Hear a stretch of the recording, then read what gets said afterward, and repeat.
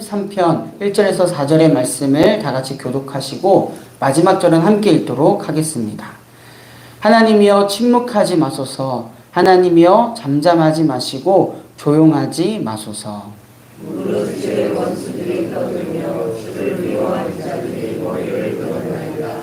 그들이 주의 백성을 치려하여 간계를 꾀하며 주께서 숨기신 자를 치려고 서로 의논하여 말하기를 가서 그들을 멸하여 다시 나라가 되지 못하게 하여 이스라엘의 이름으로 다시는 기억되지 못하게 하자 하나이다.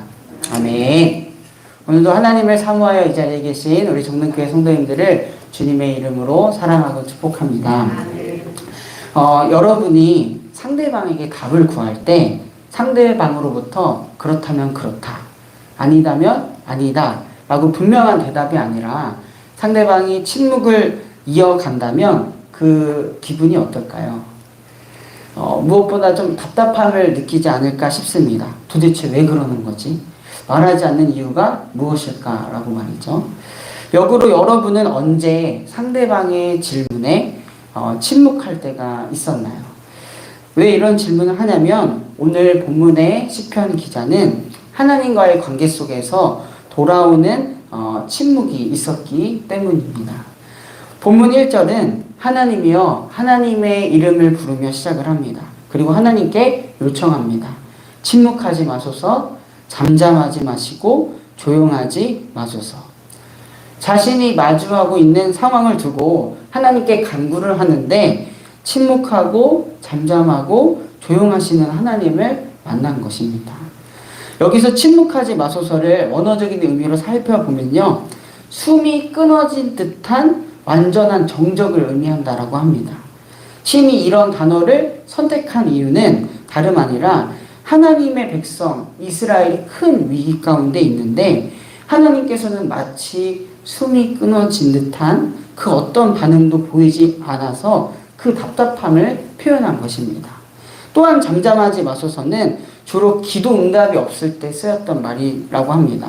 시인을 비롯하여 하나님의 백성 이스라엘이 기도를 하는데 귀를 막고 계시거나 못 들은 채 하지 말기를 바라는 마음으로 쓴 표현이죠. 마지막으로 조용하지 마소서는 아무 일도 하지 않는다라는 의미도 담겨 있습니다. 하나님께서 아무런 반응도 대답도 도움도 주시지 않음을 나타내는 의미입니다. 이렇게 하나님의 이러한 반응에 대해서 오늘 본문은 하나님께서 이 상황에 대해서 일하여 주실 것을, 대답해 주실 것을 간절히 원하는 마음이 담겨져 있습니다. 그리고 또한 우리도 우리의 기도의 제목에 대해서 이러한 마음들이 있지 않으신가요? 우리가 원하는 간절한 기도 제목에 대해서 하나님이 침묵하시거나 또한 잠잠하시거나 조용하지 마시고 일하여 달라고, 그런 간절한 마음 말입니다. 시편 기자와 우리의 모습이 다르지 않음을 보게 됩니다. 오늘 본문을 살펴보면 하나님의 백성 이스라엘이 처한 위기가 담겨져 있는데요, 2절과 4절에 표현되어 있습니다. 원수들이 하나님의 백성 이스라엘을 치려고 떠들고 머리를 들고 간계를 꾀하며 서로 막 의논을 합니다. 어떻게 하면 저 하나님의 백성 이스라엘을 우리가 없애고 칠 수 있을까 말이죠. 이러한 모습은 침묵하고 잠잠하시고 가만히 있으신 하나님의 모습과 참 대조가 됩니다. 그리고 본문 바로 뒷절인 5절을 보시면 이렇게 기록되어 있습니다. 그들이 한 마음으로 의논하고 주를 대적하여 서로 동행하니. 하나님의 적들이 하나님을 대적하는 일에 한 마음이 되어 동맹하였음을 우리는 알 수가 있습니다.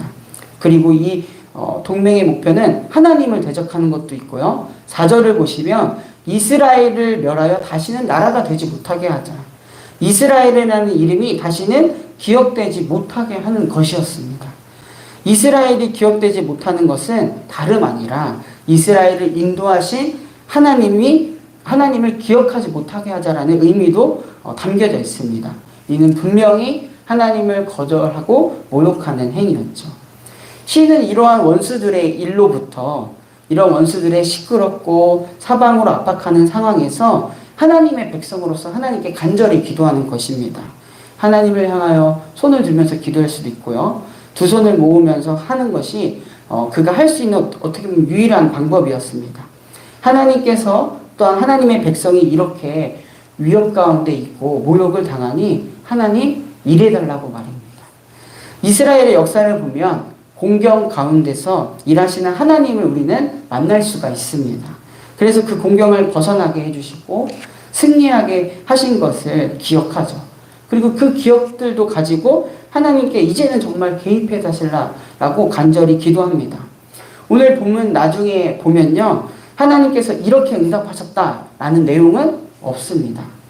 18절까지 보시면 말이죠. 그저 하나님의 응답을 계속적으로 간구하는 시인의 모습을 우리는 볼 수가 있습니다. 이러한 하나님의 침묵하심, 잠잠하심, 조용하심을 두고 한 이야기가 떠올랐는데요. 바로 욥의 이야기입니다. 욥은 갑자기 자기에게 일어난 부정적인 그런 사건들에 대해 하나님께 기도하지만 하나님은 침묵으로 일관하십니다. 조용하시고 잠잠하시죠.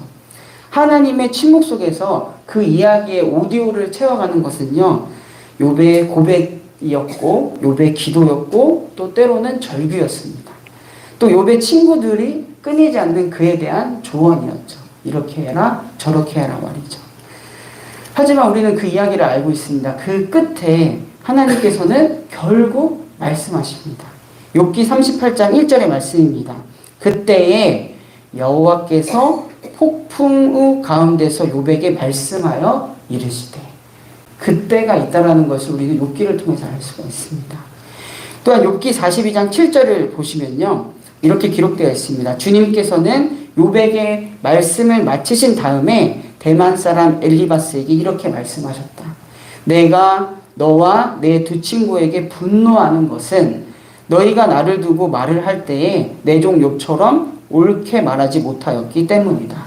어떤 사실을 말해주냐면요, 하나님께서는 침묵하시고 잠잠하시고 조용하신 줄 알았는데 그간의 일들을 다 보셨고 그간의 일들을 다 들으셨다라는 것입니다. 그리고 욥과 그의 인생을 변호하시죠. 또한 다니엘서 3장을 보시면 다니엘과 세 친구의 이야기가 등장을 합니다. 느부갓네살 왕이 그 세 친구에게 묻습니다. 사드락, 메삭, 아벳느고야, 너희가 내 신을 섬기지 아니하며 내가 세운 금 신상에게 절하지 아니한다는 것이 사실이냐? 이제라도 그 신상에 절을 한다면, 그리고 엎드린다면 내가 너희를 살려주겠다. 만약 그렇지 않으면 맹렬히 타는 풀무불 가운데 던져질 것이다.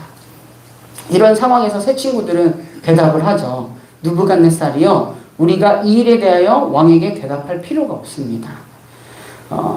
우리가 섬기는 하나님이 계신다면 우리를 맹렬히 타는 풀무불 가운데서 능히 건져내시겠고 왕의 손에서도 건지실 것입니다. 그렇게 하지 아니하실지라도 왕이여, 우리가 왕의 신들을 섬기지도 아니하고 왕이 세우신 금신상에 절하지도 않겠습니다. 대답을 하죠. 이렇게 멋진 믿음의 대답을 합니다. 이때 하나님께서 이 세 친구들에게 이렇게 말씀해 주시면 얼마나 좋았을까요? 내가 너희와 함께하니 두려워 말아라. 이렇게 말씀하신답니다. 이게 아니라면 하나님께서 고맙다. 내가 너희들을 안다. 너희의 이 순교가 나중에는 꼭 열매가 맺게 될 것이다. 이렇게 말하면 이들에게 얼마나 큰 위안이 되었을까요?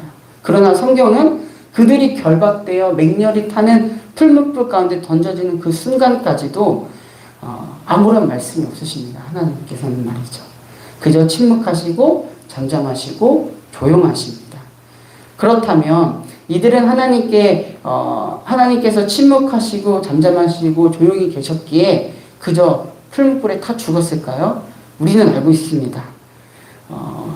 느부갓네살 왕이 풀무불에 들어간 세 친구를 보고 다음과 같이 이야기를 하는데요.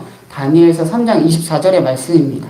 내가 보니 결박되지 아니한 네 사람이 불 가운데로 다니는데 상하지도 아니하였고 그 넷째의 모양은 신들의 아들과 같도다.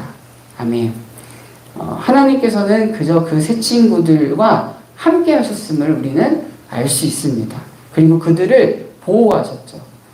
불이 능히 그들의 몸을 해하지 못하였고 머리털도 그을리지 아니하였고 겉옷빛도 변하지 아니하였고 불에 탄 냄새도 없었더라 기록되어 있습니다. 하나님께서는 침묵 중에서도 그분의 사람들을 보고 계시고 그들과 함께 하시는 분임을 우리는 말씀을 통해서 알 수 있습니다. 하나님의 개입하심과 일하심은요, 때로 우리의 때와는 다를 수 있습니다. 또 우리의 생각을 뛰어넘을 수도 있습니다. 우리의 인간의 생각으로는 다 이해할 수 없다라는 거죠. 오늘 본문의 시편 기자는 그리고 그의 기도는 우리에게 이런 한 가지 질문을 던져줍니다. 하나님을 신뢰하며 계속하여 그분께 기도로 나아갈 수 있는가 말이죠. 말씀을 마무리하면서 제가 봤던 영화 에반 올마이티의 한 대사를 나누고자 합니다. 기도에 관한 대사인데 다음과 같습니다. 누가 인내를 달라고 기도하면 하나님께서는 그 사람에게 인내심을 줄까요? 아니면 인내를 발휘할 수 있는 기회를 주실까요? 용기를 달라고 하면 용기를 주실까요? 아니면 용기를 발휘할 수 있는 기회를 주실까요? 만일 누군가 가족이 좀 더 가까워져서 화목해지기를 해달라고 기도하면 뿅 하고 묘한 감정이 느껴지도록 할까요? 아니면 서로 사랑할 수 있는 기회를 마련해 주실까요? 하나님의 침묵은 우리가 더욱 그분을 의지하여 더욱 마음을 담아 기도하도록 마련해 주시는 기회가 아닐까요? 제가 기도하고 말씀 마치도록 하겠습니다. 사랑하는 주님, 오늘도 하루를 시작하는 이 시간 살아계신 하나님 앞에 우리 자신을 다시 한번 세웁니다. 우리의 마음과 생각을 주님께 맞추는 이 시간이 되게 하소서. 우리가 가진 기도의 제목들이 있습니다. 우리가 그것들을 마음에 품었을 때 이미 그것들을 아시고 들으시는 주님이 계십니다. 우리의 기도에 응답하시는 하나님의 때와 방법, 그 내용에 대해서도 신뢰하며 순종하는 우리의 믿음이 되게 하소서. 시간이 지날수록 더욱 하나님을 의지하는 우리가 되게 하소서. 하나님께서 허락해 주신 삶이라는 기회에서 믿음을 가지고 하나님을 따라 사는 우리의 삶이 되게 하소서. 주님의 긍휼하심을 의지하며 나라와 민족, 세계를 위하여 중보합니다. 혼란과 불안이 자리 잡고 있는 이 나라와 이 민족과 온 열방을 두고 간절히 기도합니다. 특별히 우리 대한민국의 탐욕과 무절제함, 분노로 인하여 여러 사건, 사고가 끊이지 않는 요즘입니다. 평화의 주님, 우리 사람들 마음 가운데, 우리 사회 가운데 주님의 샬롬을 허락하여 주시길 간절히 기도합니다. 몸과 마음, 영혼이 아픈 환우들을 위하여 중보합니다. 병으로 인하여 지치는 마음을 주님께서 알아주시고 어루만져 주시옵소서. 병상 중에서도 함께 하시는 주님의 은혜, 새 힘을 주시는 주님의 은혜를 경험하게 하소서. 이 기간 더욱 하나님을 의지하는 우리 환우들이 되게 하소서. 담임 목사님 미국에서의 집회 일정을 보내고 계십니다. 앞으로도 두 교회에서의 집회 일정이 남아있는데 하나님의 말씀으로 그곳에 있는 영혼들이 새 힘을 얻고 일어서는 은혜의 시간들이 되기를 간절히 원합니다. 담임 목사님께 영육간의 강건함을 허락하여 주시고 모든 일정을 주님의 보호하심 가운데 잘 마치게 하여 주시옵소서. 동일한 은혜 이곳 정릉에도 허락하여 주시옵소서. 오늘은 수요 예배가 있습니다. 이 시간 하나님을 찾는 영혼들이 하나님의 풍성한 은혜와 사랑을 경험하게 하시며 말씀을 통하여 우리를 새롭게 하시는 하나님을 경험하는 시간 되게 하소서.